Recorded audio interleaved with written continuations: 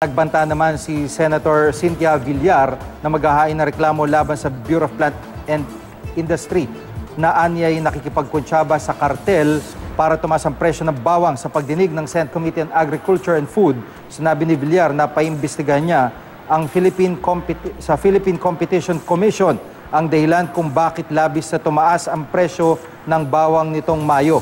Matatandang umabot noon ang presyo ng bawang sa 200 piso kada kilo. Itinanggi naman ni Vivencio Mamaril, OIC ng Bureau of Plant Industry na sangkot sila sa sinasabing kartel ng bawang.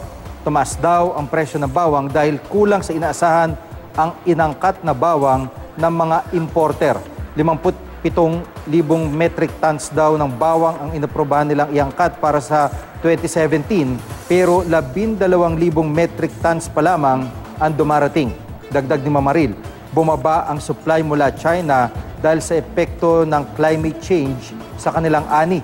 Ganito rin ang isa sa nakikitang dahilan ni Agriculture Assistant Secretary Leandro Gazmin kung bakit tumaas ang presyo ng bawang. Sabi ni Gazmin, normal na ang presyo ng bawang ngayong buwan at naglalaro ito sa 100 piso hanggang 120 piso kada kilo.